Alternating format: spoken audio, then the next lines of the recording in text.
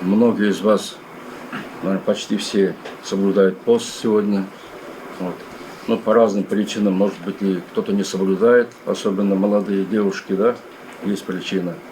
Но это очень прекрасно, это сильно радует нас, что сейчас люди, особенно в последнее время, начинают просыпаться и становятся ближе к религии. Это очень приятно и радостно. Поэтому не забывайте, никогда не забудьте, что мы, татары, это великий народ. Не с точки зрения нацизма. Мы не националисты.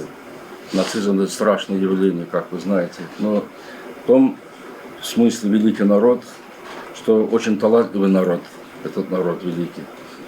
Получили прекрасное духовное образование в наших татарских мадрасах. Это за Уралом, в Сибири. И вот их могилы сейчас по всей России. И в Сибири, и в Татарстане, Башкортостане. Есть такие могилы, мы удивляемся даже. Настолько они предались сейчас забвению. Надмогильные памятники есть, и в Татарстане есть, мы нашли. Просто удивительно. Там написано на арабском языке. Здесь покоится великий Ишан, великий Аулия, значит, святой, ученый, татарский просветитель, там имя даже его есть. И, видимо, его ученики это посвятили ему, эту память. И написано, этот раб Аллаха, который много упоминает Всевышнего, то есть много зикр делал, день и ночь, постоянно у него в сердце и языке имя, восхваление Аллаха. И дальше написано, и он соблюдающий был, то есть то, что применял, получил знания, и он в соответствии с этими знаниями применял это в жизни. И дальше пишется, был милосердным, сострадательным к людям. И, кстати, у них столы были, круглые сутки у них столы были накрытые, самовар кипел, еда была готова, и к ним ходили люди слепые, хромые, больные, бедные, и для всех было двери открыты. Вот такое явление было у татар, это до революции. И потом написано еще милосердный, сострадательный к ближним, не только к людям, своей семье, даже к животным. Вот такой вот могильная запись. Это о чем говорит? Значит, получается, если размышлять, мы наследники этих великих людей. Поэтому надо это всегда помнить. Не просто говорить, что я вот внук такого-то, такого-то муллы был и так далее. А они не были такими, как мы. Они были совсем другие. Они работали, учились в медресе, не просто читали брошюрки религиозные откуда-то. И даже интернета там не было. И уже сейчас 2 страницы прочитали, сейчас такие люди появились. И они уже думают, что они лучше, чем Абу Ханифа. И мама Абу Ханифа начинает критиковать. Но они по 10-15 лет учились религии, познавали тонкости религии глубоко. Настолько были они способны. То есть это о чем говорит? Ну, не будем говорить, что они были гениями. Но, можно сказать, они были выдающимися людьми великими, спасителями людей, человечества от ада. Вот кем мы являемся. Даже сейчас, в современности, есть ученые арабы, сами арабы, удивляются, живя, говорит, в сибирских, зауральских лесах, в глухих аулах татарских, были такие святые люди, ишаны, как они глубоко знали религию. Даже арабские ученые удивляются. Вот мы чьи наследники. Поэтому, если мы это предадим забвению, не дай Всевышний, чтобы мы не превратились в маргиналов, дорогие. Надо помнить свои корни, свои традиции. Конечно, и свой язык надо знать, но самое важное, надо возрождать это наследие своих предков. То есть это, каким образом? Именно получать те знания сокровенные, которые они получали в великих мадрасах. Не через какие-то брошюрки непонятные, не через интернет. Там кто-то рассказывал, у него большая борода, и говорит непонятно кто, непонятно что говорит, и непонятно кто он такой, на кого работает. И, к сожалению, люди, когда не знают религию, то шайтан будет как ему угодно, так будет манипулировать людьми, потому что нет знания. А знание у мусульман это оружие от дьявола, от шайтана, от всякой нечисти, от всякого искушения. Давайте сейчас прочитаем дуа, прежде чем начать ифтар, и начнем ифтар с чтения священного Корана Карим. И этот великий месяц благословенный, это милость Всевышнего Аллаха, что мы встречаемся каждый день и в деревнях, и в селах, мусульмане, родственники, близкие, каждый день встречаются за столом в каждом доме во время ифтара. И это время, когда родственники, соседи сближаются друг с другом. Если кого-то обидели, просим у друг друга прощения и говорим друг другу приятные слова, наставления, подарки и так далее, и угощения. Вот этот месяц встречи с своими близкими сближает свои родственные узы. И знайте, что, дорогие, человек приближается к другому человеку по поступкам. Иной раз бывает, что совсем чужой человек из-за его поступков он может быть как родной уже. А бывает так, что родной брат или родственник от одной матери, от одного отца, совершая поступки, они отдаляются друг от друга и становятся врагами. К сожалению, сейчас это часто происходит.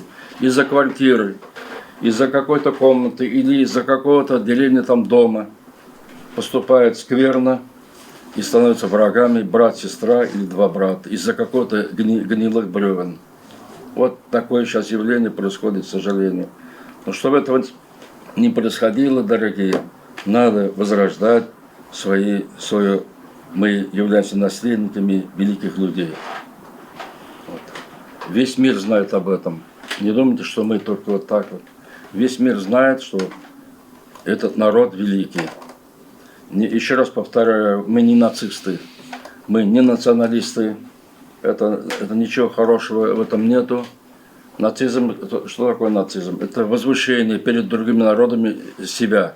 Вот мы такие, потому что мы вот такие, а другие не такие. Вот это страшное явление, такого не должно быть. Самый лучший человек на свете – это богобоязненный. Самый лучший раб Божий – это богобоязненный. Будь то он татарин, или араб, или русский, или чувашин, или так далее, кто-то. Самый лучший раб Божий – это богобоязненный. Он получил знания, минимальные хотя бы, и он применяет ее в жизни, богобоязненный, соблюдает повеления Божьи, сохраняет себя от грехов. То Всевышний сказал в Коране, это самый лучший раб мой, самый почетный, богобоязненный человек. Вот. Независимо от национальности. Все небесные писания всем пророкам посылались именно в этот месяц Рамадан.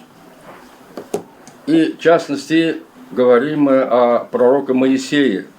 Это Муса, алейхиссалям, которому он из Бени Исраиль, вот, из еврейского народа, из потомков пророка Якуба, сына Исхака, сына Ибрагима. И от него пошли это еврейский народ Бени Исраиль, от которых было очень много пророков. Вот. И Аллах Всевышний послал именно в этот месяц также Тору, Таурат, пророку Моисею, со скрижали хранимой на Бейт-эль-Иззе. Это случилось в месяц Рамадан, 6-ю ночь Лейлятуль-Кадр.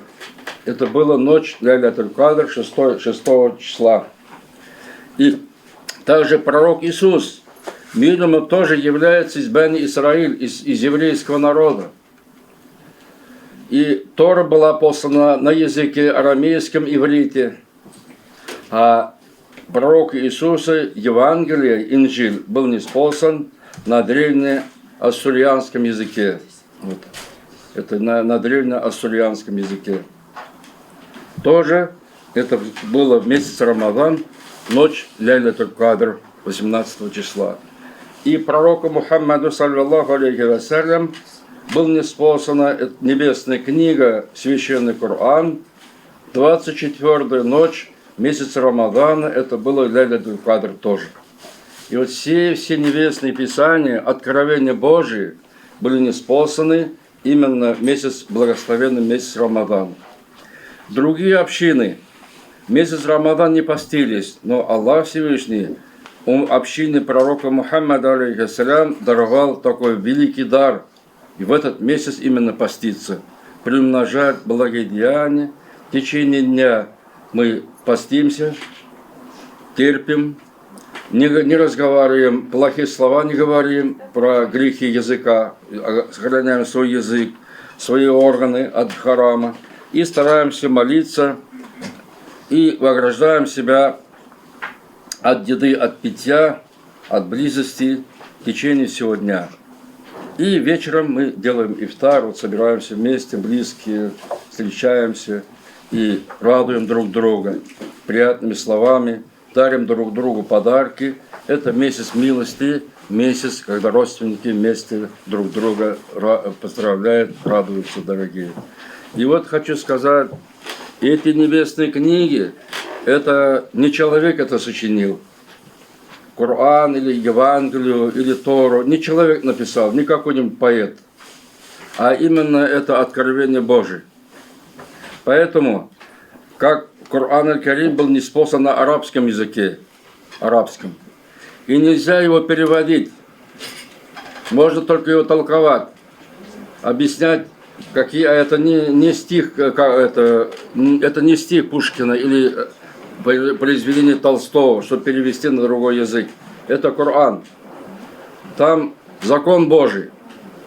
Его нельзя переводить дословно, потому что в Коране есть разные аяты. Есть иносказательные аяты. Есть прямые по смыслу.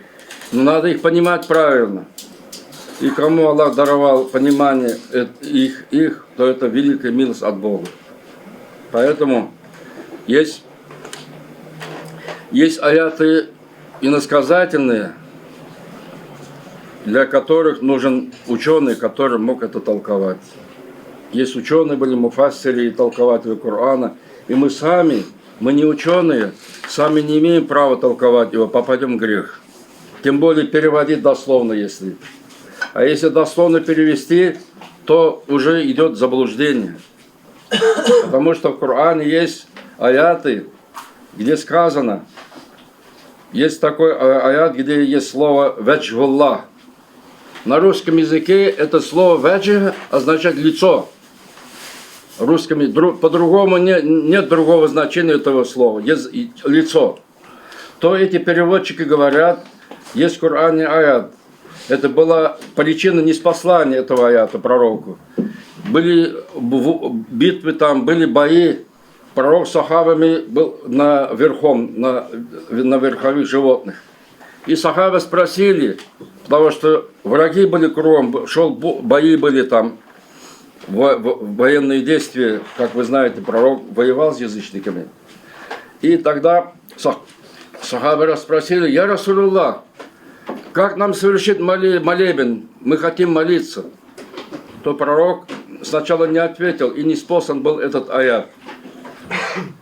И где сказано: не слезайте с коня, с лошади, и молитесь в том направлении, как вы двигаетесь. Не надо сворачивать никуда, потому что была тропа, военная тропа.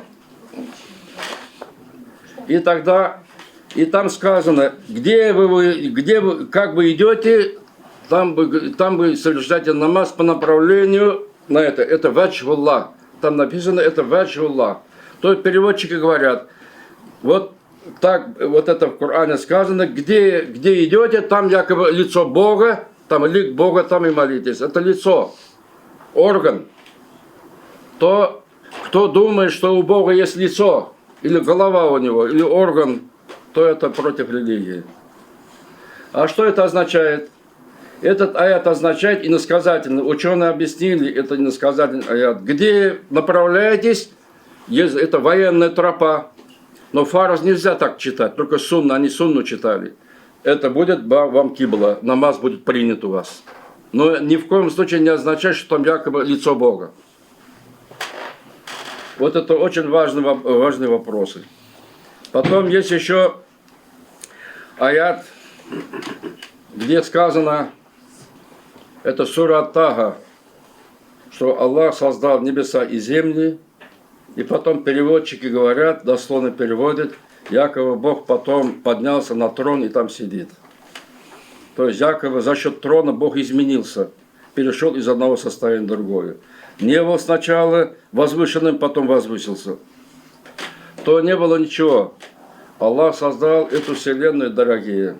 Мы, когда размышляем о этой вселенной, о его творении, все, что есть в этом мире, и пустота, и вода, и небеса, и земли, солнце и луна, звезды, рай и ад, ангелы, джинны, животные, птицы, рыбы, абсолютно все, насекомые, все это в этом мире создано Богом. И ни у одного творения Бога у всех есть начало, только у Бога нету начала. Бог существует сам по себе, без начала и бесконечно. И не было ни трона, не было ни направления, ни места. Аллах существовал, не нуждаясь в них. И Бог создал этот трон великий.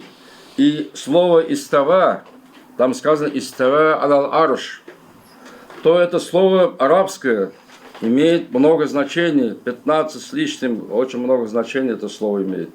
Это слово имеет, если перевести, сидеть, властвовать, то спрашиваем у этих людей, что почетнее, сидеть где-то или властвовать?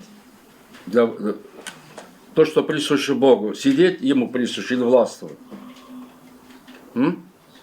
Что присуще Богу? Властвовать. Властвовать почетнее, правильно. А сидеть это не почетно. То Бог создал этот трон, чтобы показать свою абсолютную власть над этой вселенной и показал свое могущество. Это огромное тело. До сих пор ангелы не знают его размеров, до сих пор. Наша земля как маленькая крупинка, со всеми небесами, все небеса, все земли по отношению к трону, как будто маленькое обручальное кольцо будет брошено в пустыне. Вот такое огромное тело Бог создал, это твердыни. Небеса тоже твердыни. Есть 7 небосводов, они твердыни, твердые они, не так, как космос говорят. А это звезды, солнце, луна, это ниже, чем первое небо. Дальше идет небеса, первое небо. Потом между ними еще огромное расстояние. Второе, так 7 небес. И они стоят без опор. Не падают на нас. Почему не падают? Потому что Бог повелел им, по могуществу Бога, Бог им повелел стоять на месте, не двигаться. Могущество по его могуществу. Вот тогда... И знаете, что есть разные категории людей. Вот когда объясняешь людям, вот мы долго работаем, да, с людьми, вот когда говорим им, ну вы как говорите, если говорит, у Бога места нет, значит вы не верите в Бога, значит вы говорите, что Бога нет. Я говорю, это вы неправильно поняли. Это те же самые, как говорят. Мы хотим верить в Бога, но мы же не видим, говорит, Его. Как же мы можем верить, если мы Его не видим? Давай нарисуем кого-нибудь. Или сделаем из камня, высечем кого-нибудь и называть будем Его Богом. Разве это вера в Бога? Конечно, нет. А вера в Бога, то, что мы верим в Бога, но не видим Его, но верим без сомнения, потому что Его невозможно увидеть, потому что Он причист от всякого своего творения. Причист Он. Бог создал человека, Он не похож на человека, Он не человекоподобное существо. Бог создал животных, ангелов, джиннов, птиц, Он не подобен им. Сущность Его никто не знает, кроме Него самого. Вот эта категория людей, которые склонны к язычеству, они говорят, мы ведь не можем верить, что Бог где-то должен Он находиться все-таки. говорят так, сомнения у них появляются, искушения. И начинают они в это убеждаться в этом, что как будто бы Бог должен где-то находиться, иначе говорят, мы не можем, как это так? Вот, сердце закрыто, не понимают они. Поэтому, как имам Абу Ханифа сказал, такой, нельзя такой вопрос задавать, но вопрос это когда дискуссии идут. Когда говорили ему тоже, в то время тоже были заблудшие. Тогда он спрашивал, а если ничего не было ни трона, ничего, ни места, где же Бог был тогда? Но мы не спрашиваем, где, и нельзя спрашивать про Бога, где. Значит, о чем это говорит? Значит, Бог, сущность Его, никто не знает, кроме Него самого. И нельзя использовать воображение свое, когда речь идет о Боге. А использовать надо, что Бог дал нам разум человеку. Человек это человек, именно если он верующий, богобоязненный, он великий человек. А кто самые великие люди на свете? Это пророки. Пророк Адам, алейхиссалям, когда Аллах создал его, то ангелы спросили: «О Господь, Ты создал раба, и его потомки будут проливать кровь на земле, совершать нечестие». И они не осуждали это, не возмущались, а просто хотели узнать, в чем мудрость этого, что Бог создал Адама. Тогда Господь Бог сказал: «Воистину, то, что я знаю, вы не знаете, скрыто от вас, секрет». То, когда Всевышний Аллах по своему повелению душу Адама, которого Бог создал, вошла в это тело, глину, это была глина звучащая. И когда душа его дошла до его головы, то Адам, алейхиссалям, что сказал? Чихнул он. Чихнул и сказал: «Альхамдулилляхи». Благодарил Аллаха за то, что Аллах дал ему жизнь. И вот мы, когда чихаем, наверное, помните, ваши дедушки, бабушки всегда говорили «Альхамдулилляхи», когда чихали. Это сунна Ибрахима, алейхиссалям. И Всевышний Аллах даровал ему знать 1000 языков. Он знал 1000 языков. В основном разговаривал на древнеассурианском языке в своей семье. Но знал, и обучал потом детей своих потомков этим языкам. Вот почему мы говорим сейчас на разных языках. Эти языки, основы этих языков знал уже наш отец Адам. И Аллах Тааля дал ему знать название всех вещей. Что означает название всех вещей? Наш Адам, алейхиссалям, знал название всех вещей на земле. Какое название каждой птицы, каждого животного, каждого насекомого, каждого растения. То, когда Всевышний Аллах Тааля велел Адаму, алейхиссалям, подойти к ангелам,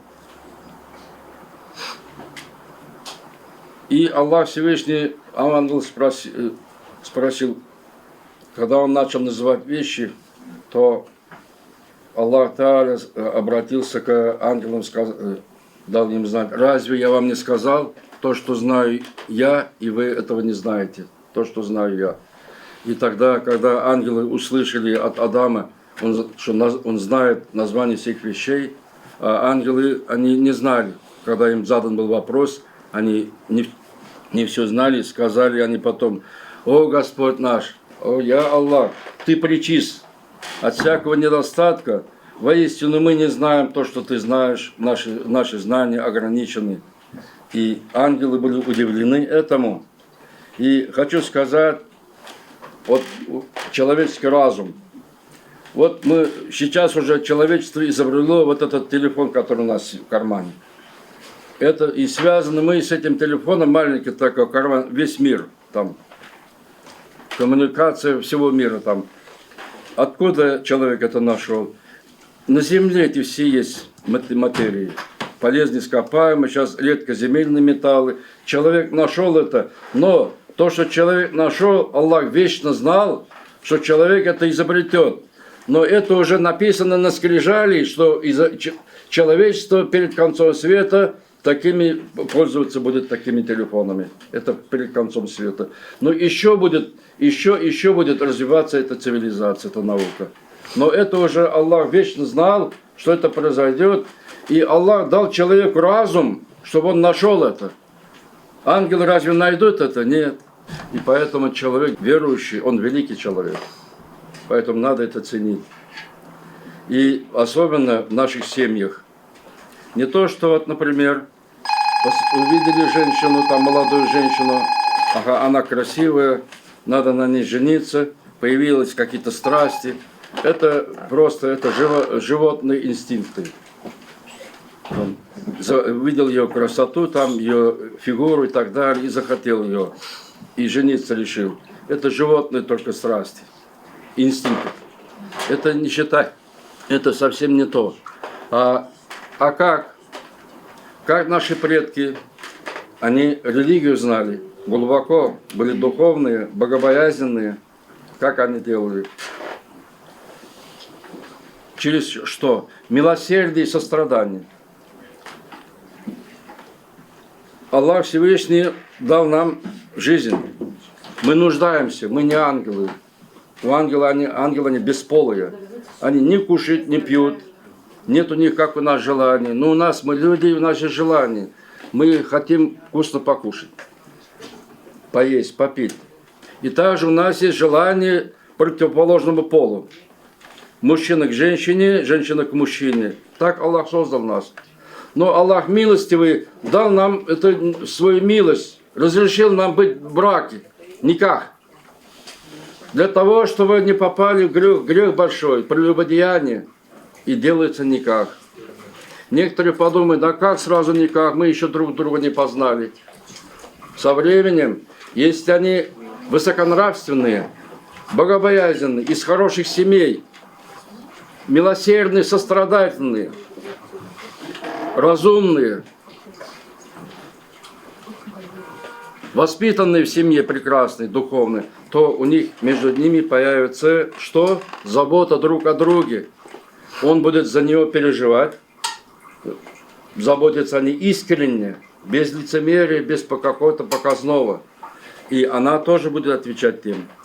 И этот дом превращается в какой дом? Дом, в котором хотелось бы жить. Муж приходит быстрее домой, чтобы вместо для него это успокоение, ждет его жена. И он тоже скучает по ней. И в это время, когда у них появляется забота друг о друге, сострадание, переживание, и Всевышний дарует им милость свою, у них появляется чувство. Называется, что какие это чувства? Любовь. Это человеческая любовь, не животные страсти, а человеческая любовь. Это любовь именно человека. У них особые чувства появляются.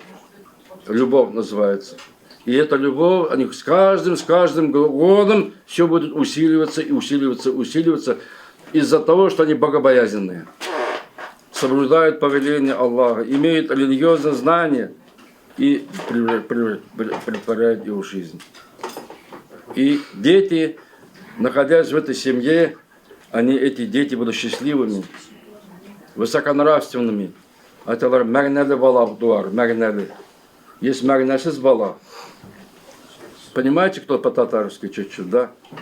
Абу Бакр ас-Сиддик сказал, ради Аллаху анху, кто связал свою жизнь против Бога, то есть живет с женщиной без никаха, ребенок рождается от блуда, называется, это от зина, то Абу Бакр ас-Сиддик сказал, Всевышний накажет их ребенком, который будет ребенок пустой, магнасис. Этот ребенок всю свою жизнь будет приносить только страдания отцу и матери, всю свою жизнь, вплоть до смерти. Вот это наказание от Всевышнего Аллаха. И таких очень много. Но если они, муж и жена благочестивые, богобоязненные, совершили никах, и перед тем, как ребенка зачать, читали дуа против шайтана, чтобы шайтан не вмешался, между ними не был шайтан, то ребенок родится прекрасным. Это счастливые родители, когда ребенок рождается магнале, толковый, добрый, нравственный, храбрый. мягкий сердцем и храбрый сам, сострадательный, вот, и очень добрый, который переживает свою мать, отца. Если они состарились, если даже лежат в постели, они не бросают их, ухаживают за ними, не кричат на маму, на отца. Наоборот, со слезами на глазах ухаживают за ними. Бывает так, что мать или отец становится как ребенок, за ними надо убирать. Как? Если каждый день, год-два проходит, а дочь ухаживает за своей матерью, за своим отцом, терпит, каждый день убирает, потому что он уже ничего там не работает. Надо стирать. И надо идти туда. Самое тяжелое, когда вот каждый день это повторяется, и опять надо идти убирать за ней. Терпением, не говоря плохого слова, не повышая голоса. Вот эта дочь, которая так ухаживала за матерью, то она будет в рай попадет. За то, что она ухаживала за матерью. И дуа у них принимается. Расскажу один, может быть, слышали это об этом.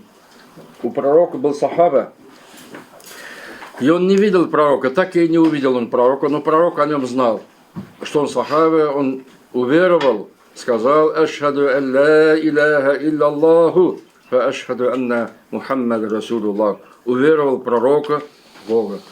Но он очень хотел увидеть пророка, но не мог.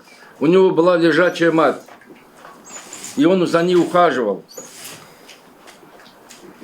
И так и не увидев пророка, так и не увидел он пророка вот, в течение своей жизни из-за того, что он ухаживал за матерью. И пророк, саллаллаху алейхи вассалям, знал о нем, Аллах дал ему знать о нем. И сахабам говорил: идите к нему, у него дуа принимается. Не Умар говорил, у тебя дуа принимается, а Умар, даже Умар, радаллаху анху, говорил: а кто такой Умар, знаете, да? Лев, сахаба. И он говорил: идите к нему, у него дуа принимается. Просите, что хотите, через него Аллах принимает у него дуа. Вот таким Аллах даровал, таким почетность, дорогие. Да, Аллах Тааля нам иметь такую нравственность, как сахабы, как наши предки были нравственными, дорогие. Вот. И также один случай расскажу вам. Это было на самом деле так, это было в те года еще, когда были массовые репрессии, именно собирали в деревнях татарских именно таких просветителей. Специально ночью забирали, и они исчезали. Было такое время. Вот, репрессии. Вот. Приезжают ночью в аул, ночью заходят, и молла еще из постели его вытаскивают и отправляли, и он исчезал. Такие времена были, просто это было страшно. И вот был такой случай, что одного тоже так забрали по приказу. Ну, им было приказано ему расстрелять его. И когда выходил из дома, сказал своей супруге, обставил, скажи, накрой стол, вскипяти самовар, приготовь чай, угощение, я скоро вернусь, сказал, иншаллах. Я вернусь, говорит. Ну, этот, которому было приказано расстрелять, и он забрал там несколько мужиков, там татар, говорит, труп, говорит, принесите в деревню, потом захороните. И пошли там, где в лес, куда там. И он начал, нажимает на курок, а не стреляет, не нажимается. Стреляет вверх, стреляет. Опять несколько раз попытку сделал, потом уже не знал, что делать, и спросил у него: объясни мне, что происходит у этого муллы. А он ответил ему: Аллахдан, говорит, вакадит медальда. Не прошло, говорит, время еще моей смерти от Аллаха. И его отпустили, и он возвращается домой, жена его ждет, самовар вскипел, чай накрыт. Вот такие были. Это кто такой он был? Он не простой человек был, это был из аулия, святых людей. Вот такие наши предки были. Не единицы, их было очень много. В каждом татарском ауле их могилы лежат. Ишан кабрлары дилер. Ишан. А кто они такие были? Они, еще раз повторяю, учились по 10-20 лет в медресе. Ходили, чтобы один вопрос по религии узнать, к устазу, к учителю своему наставнику, на лошадях, с ямщиком там на сане, лютые морозы, чтобы один вопрос только узнать по религии своему Ишану. Вот. Такие были. И потом они их называют еще муридами. Мурид это кто такой? Это по-арабски слово, от слова ирада. Мурид. У него желание. Аллах дает ему в сердце боис. Человек проснулся, спящий был, проснулся, и у него цель совершать, он привязал свое сердце совершать благие деяния на этой земле, чтобы попасть потом в могилу, чтобы могила у него была райский сад, и чтобы попасть в рай. Не было, и у них происходило явление в сердцах, они не были привязаны с этой жизнью, а были привязаны с совершением благих деяний. Вот эти люди, они учениками были их, они отправляли их куда? В татарские деревни, именно те села старались отправлять их, где совершались грехи. Например, были такие, тоже тогда были бандиты, грабили, убивали, воровали эшелоны, там эшелон, где около станции, там ваул татарский, они там набеги совершали, воровали там продукты и так далее. Вот, набеги. Потом совершали зина, потом разные грехи совершали и так далее. Вот они их посылали на эти села, чтобы они давали им наставления, и они были способны людей наставлять на истинный путь. Такие у них были способности. То есть баракат был от них. Не просто они приходили там с грубостью, а именно с мудростью, с мягкостью, своим примером, своей нравственностью показывали людям, как должны люди жить. И люди потом прислушивались к ним, совершали покаяние и вставали на истинный путь. Именно какими поступками, дорогие, именно самое, то, что у нас дорогое, то, что у нас не хватает. Как сказал пророк Мухаммад, саллиллаху алейхи вассалям, он сказал: я послан Господом Богом Аллахом для того, чтобы украсить вашу культуру высокой нравственностью. Это пророк сказал. Великий человек, самый великий человек из всего человечества. Он сказал, еще раз повторяю, я пришел к людям, к народам, чтобы украсить их культуру высокой нравственностью. Эти великие слова есть в этом, если задуматься, дорогие, это огромная сила. Именно через нравственность, через прекрасные поступки многие люди принимали ислам. Неверующие люди принимали ислам в виде мусульман, их ненравственные качества, которых сейчас нам очень не хватает. Сейчас много грубости, много черствости, много скупости. А мусульманин, он должен быть, как пророк, саллиллаху алейхи вассалям, поступал. И в заключение хочу сказать одну историю. Вчера я говорил, вот уже здесь был я на собрании. Как вы знаете, мусульманам разрешена торговля. Это тиджара, это спекуляции, так называют. Да. Можешь товар купить, ты имеешь право его продать подороже. Греха нет в этом. Но ростовщичество это запрещено.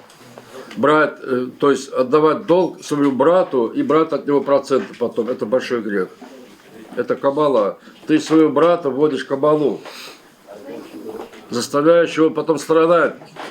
Может, у него семья потом разрушится. Потому что у него нечем платить. А он говорит, давай плати мне долг, или я тебе счет поставлю сейчас. Это харам. А торговля разрешена. Тогда и был хозяин товаров, который был бизнесменом, скажем так, купцом. И у него были свои там работники, которые стояли на прилавке.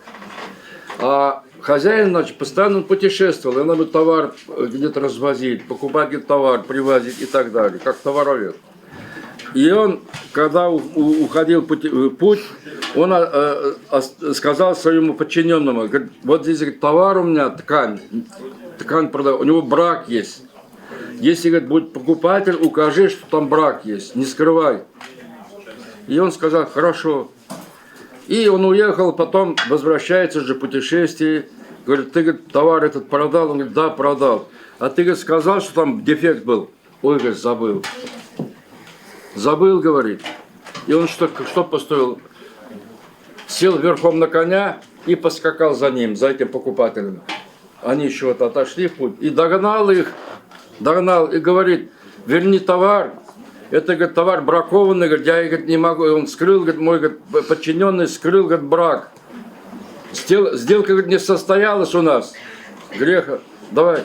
И этот был удивлен, был поражен. А я, говорит, отдал ему фальшивые монеты. Вот, то есть он, когда продал, он тоже ему фальшивые монеты дал, не деньги. Был удивлен и сказал он, Субханаллах, как он, конечно, так, наверное, не говорил, он был удивлен. Я говорю, Субханаллах, он был удивлен, говорит, какая у вас религия, какие вы прекрасные люди, какая религия у вас. Нет у вас, какие вы порядочные люди. Даже в таких ситуациях вы очень это учитываете, сказал. Это же авторитет. Честность. Честного человека он никогда не пропадет. Нигде. Если он никого не обманывает, предан, никого не предал, он никогда нигде не пропадет.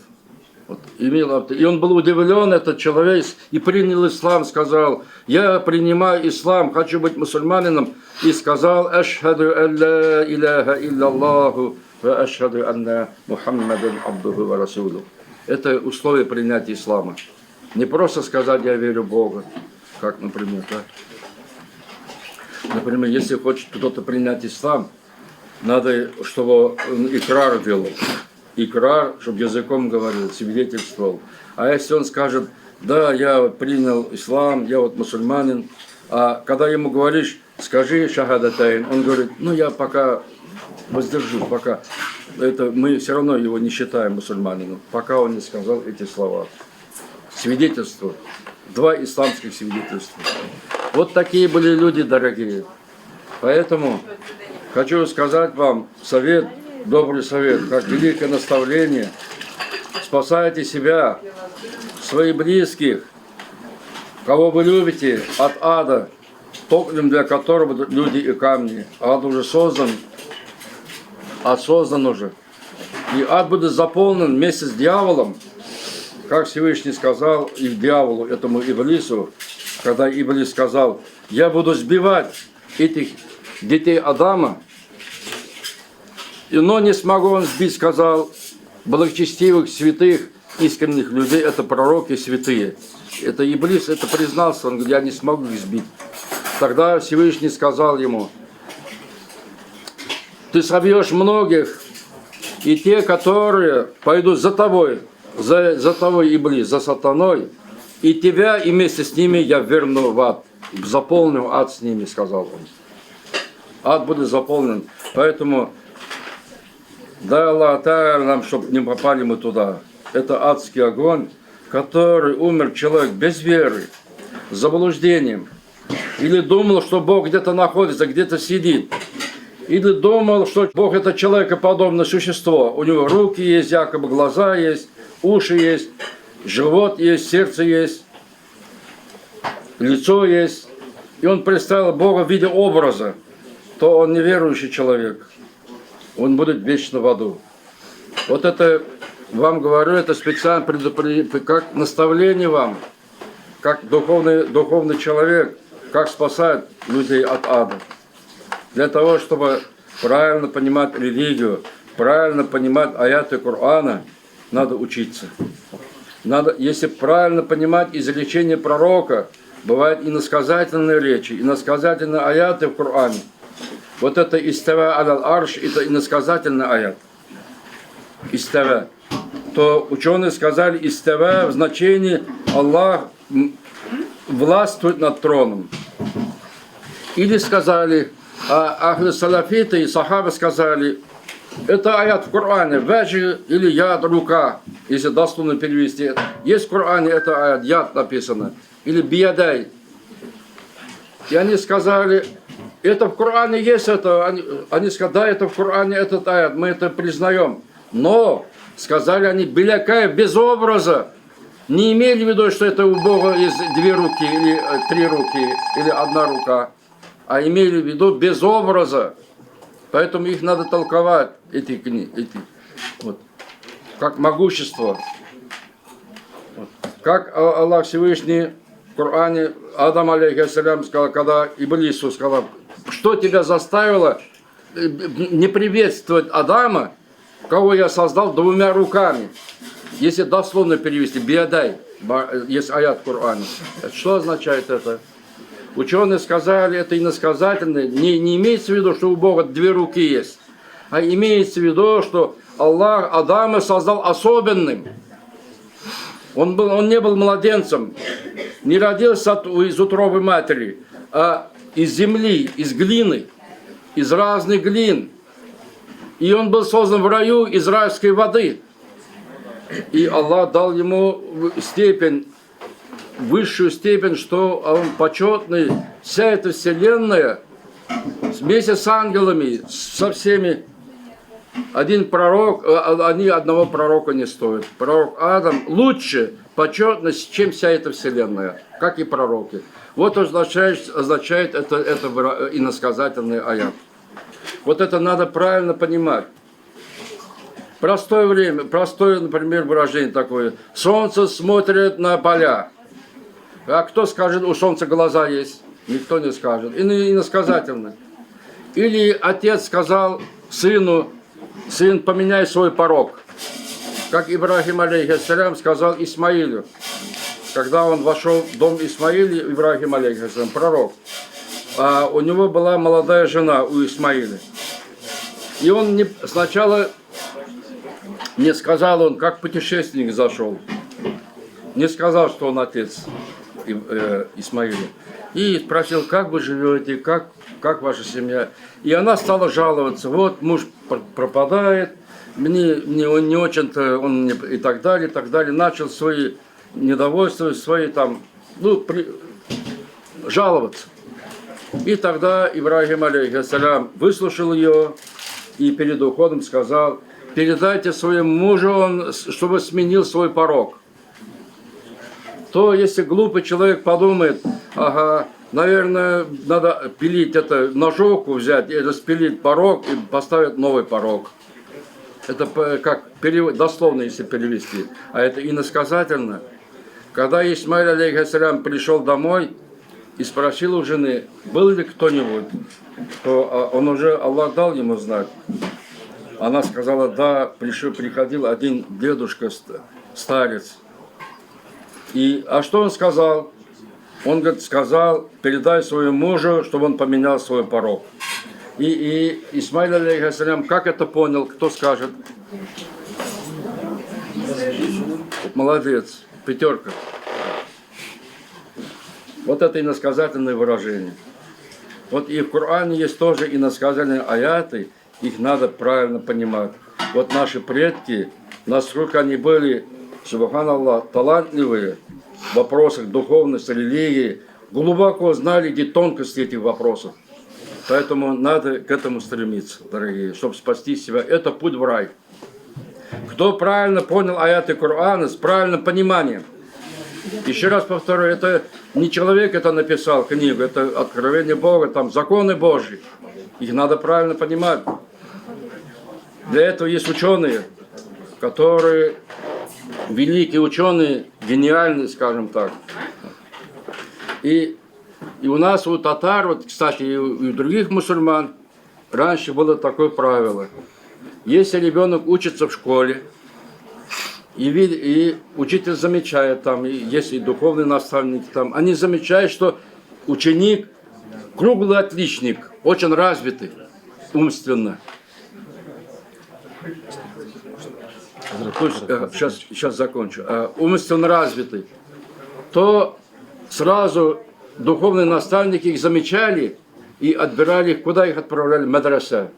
чтобы он получил духовное образование, был, скажем так, гениальным, великим человеком, что мог сплотить людей, был умным. Вот их отправляли духовное, давали им духовное образование. А кто так учился на двойке, на тройке, ну куда? Где-нибудь в ауле, там, где-нибудь там работать. Или там на стройке и так далее. А сейчас как? А сейчас наоборот. Если ребенок отлично учится, там, его надо отправить в Босфор в английский, там, или банкиром, или юристом, или каким-то там вот, адвокатом, или так далее, или в Англию, в Америку его сразу отправляют. А если на троечник, двойку, ну вот молла, на моллу пойдет учиться, пойдет.